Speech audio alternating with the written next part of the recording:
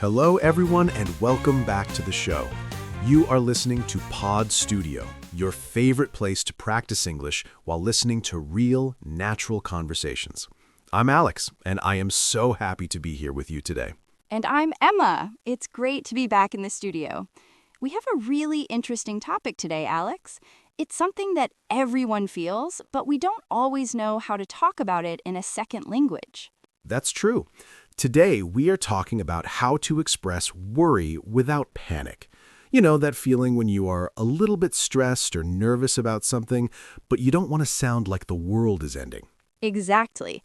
In English, there are so many ways to say, I'm worried, and they all have different levels.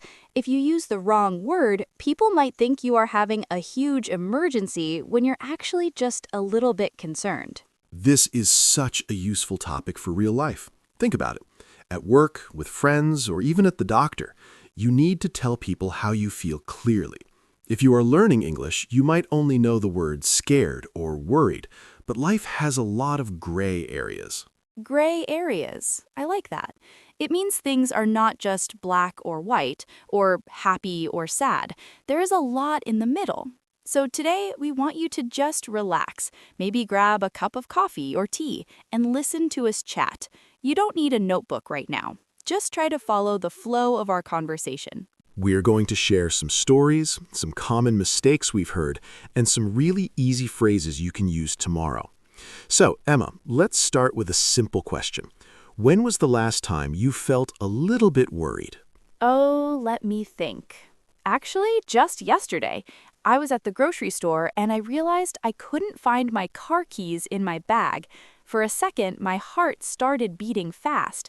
I didn't want to panic, but I was definitely, what's a good word, uneasy? Uneasy. That's a great word for our listeners. It's like you feel that something is not quite right. You aren't screaming for help, but you don't feel comfortable. Yes, uneasy. I searched my pockets and I thought, okay, Emma, stay calm. In my head, I was saying, I'm a bit concerned about my keys. I wasn't saying, I'm terrified. If I told the shop assistant, I'm terrified, she would think a lion was chasing me. Right. Terrified is way too strong for losing keys in a store. If you say, I'm concerned, it sounds much more professional and calm. It tells the other person, there is a problem, but I am still in control. That is the secret, I think, using words that show you are in control. So what did I do? I went to the manager and said, excuse me, I'm a little worried that I dropped my keys near the fruit section. See? I'm a little worried. Adding that word little or bit really changes the tone. It makes the worry smaller. It's a very common thing native speakers do. We rarely just say, I am worried. We almost always say, I'm a bit worried or I'm slightly worried. Slightly is a fancy version of a little, right? Exactly. It's a very useful word for B1 learners. I'm slightly concerned about the weather for our picnic. It sounds much more natural than saying, I have fear about the rain. Oh, definitely. I have fear sounds like a line from an old movie. No one says that in daily life. But back to my story, the manager was so helpful because I sounded calm. She helped me look, and guess what? They were just at the bottom of my bag, hidden under my bread. Typical. It's always in the last place you look. But imagine if you had started shouting, oh my God, my keys are gone. What am I going to do? The manager would have been stressed too. That's the panic part we want to avoid. When you panic, you lose your English. Your brain stops thinking of words and you just start making sounds. I've been there. When I first moved abroad, I had to call my landlord because there was a small leak in the kitchen. I didn't know the right words, so I just said, water, water, everywhere, problem, big problem. My landlord thought the house was sinking. He arrived 10 minutes later running, and it was just a tiny drip from the sink. He must have been so angry, or at least very surprised. He was relieved, but he also laughed at me. He told me, Alex, next time just say you have a concern or there is a minor issue. Minor issue, I love that phrase. Minor just means small. It's the opposite of major. So a minor issue is something we can fix easily. It's a great way to talk to a boss or a landlord without making them jump out of their chair. Exactly. If I had said, I'm calling because I have a minor concern about the sink, it would have been perfect. It shows I'm responsible, not panicking. You know, Alex, I think another reason people panic in English is because they don't know how to soften their sentences. We use words like maybe or might or seems. Oh, like it seems like there is a problem instead of there is a problem. Yes, it makes you sound so much more relaxed. If I say, it seems like I've lost my way, it sounds like I'm asking for help politely. If I shout, I'm lost, it sounds like I'm a child in a supermarket. That's a very good point. Using it seems or I think gives you a bit of space. It shows you are thinking. Let's try an example. Imagine we are at work and we are late for a meeting. Okay, if I'm panicking, I might say, we're late. The boss will be so mad. This is a disaster. Whoa, calm down, Emma. That's way too much. Now, try to say it using the Pod Studio style. Calm and clear. Okay, let me try again. Alex, I'm a bit preoccupied about the time. It seems we might be 5 minutes late for the meeting. Should we send a quick message? Much better. But wait, you used the big word there, preoccupied. What does that mean exactly? Ah, good catch.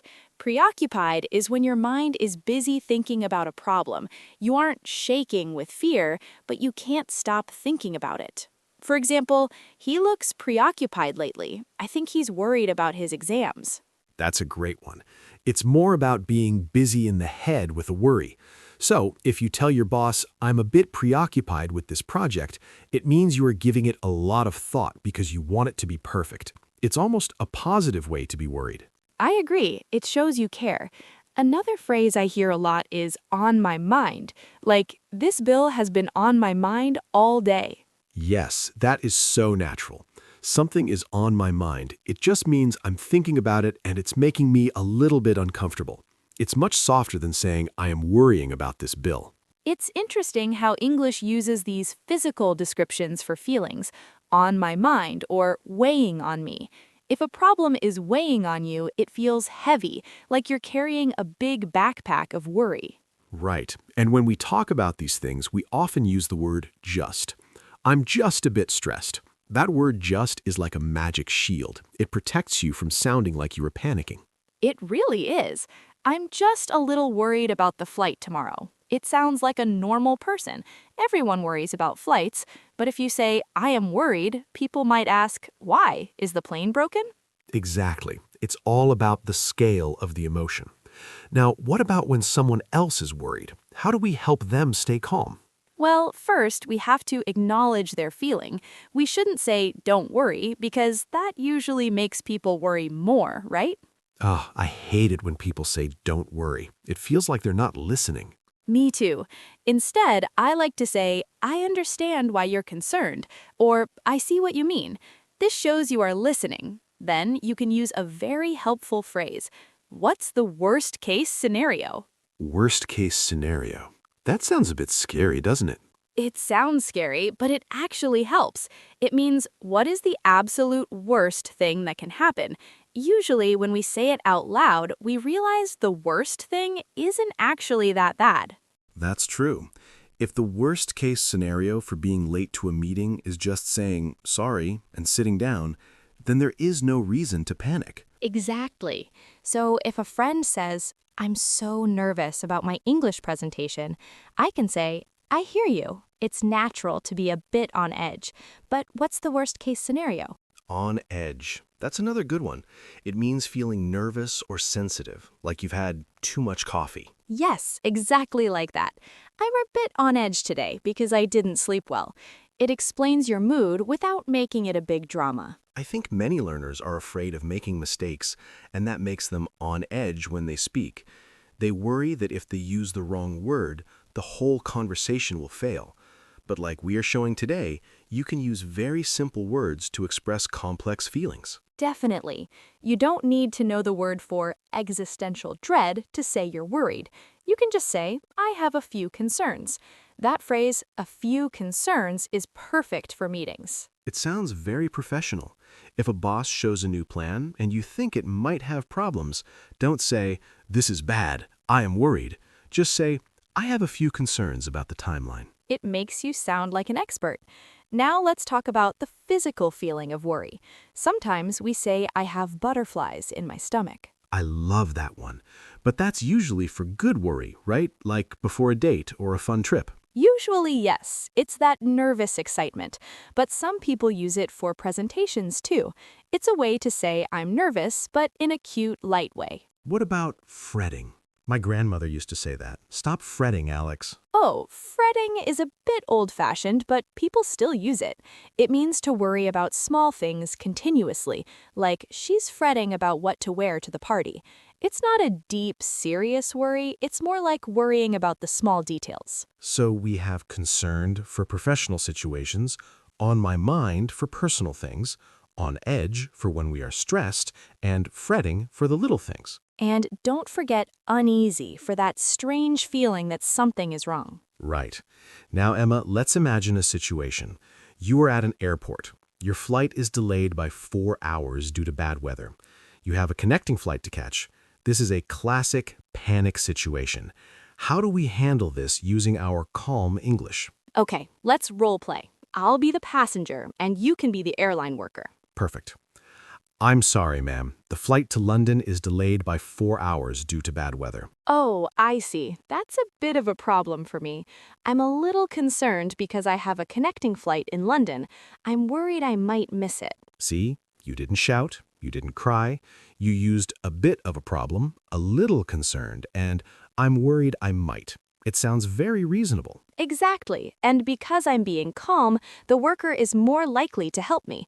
If I start screaming, my life is ruined, my holiday is over, the worker will probably just want to walk away. It's so true.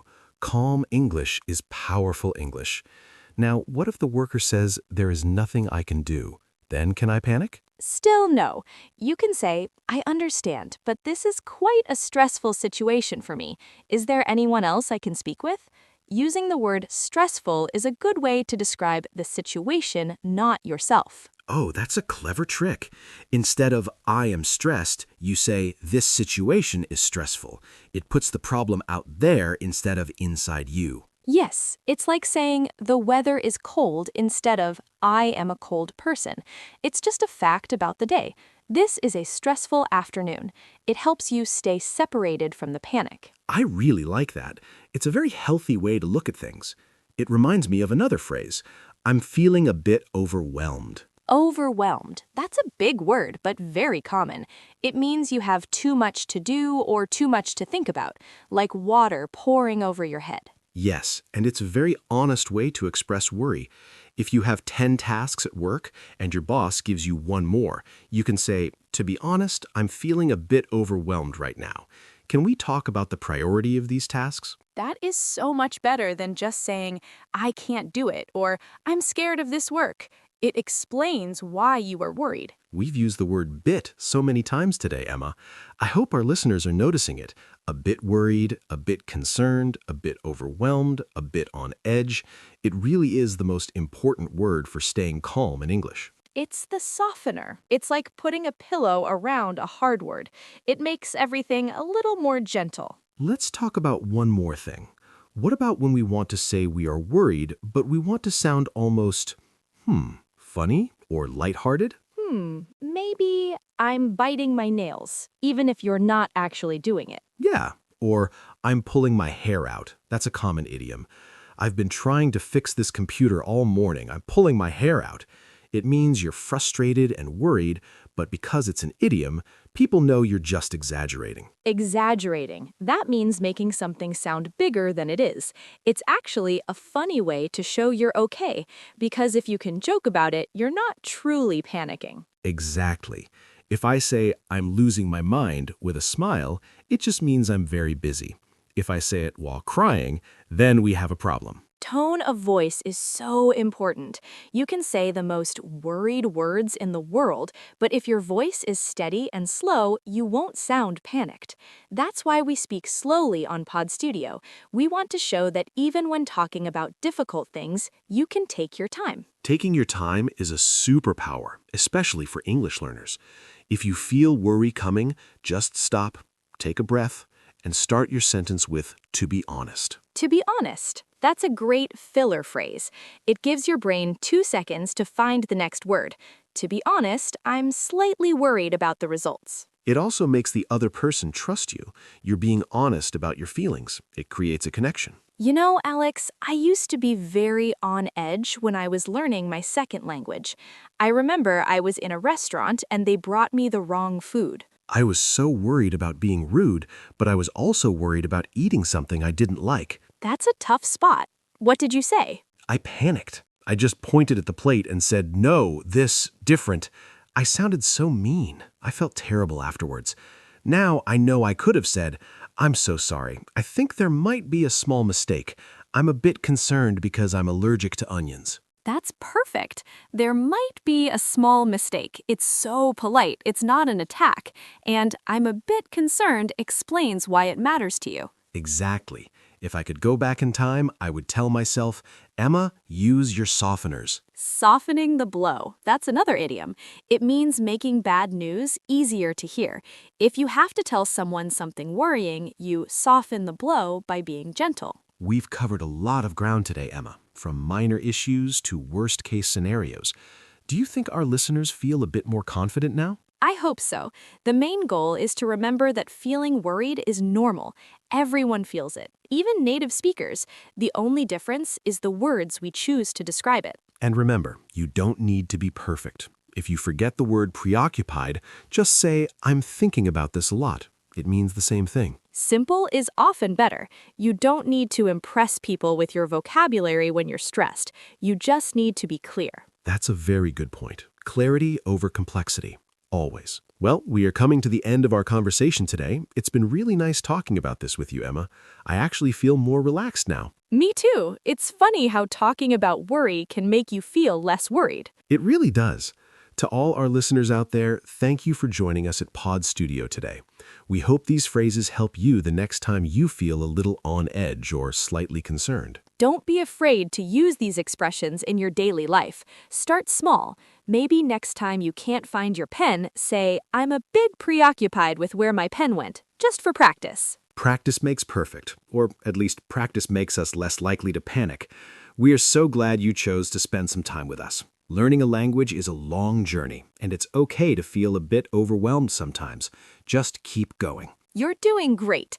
We'll be back soon with another conversation to help you grow your English naturally. Until then, stay calm, keep listening, and enjoy your English practice. Goodbye for now. Bye, everyone. See you next time at Pod Studio.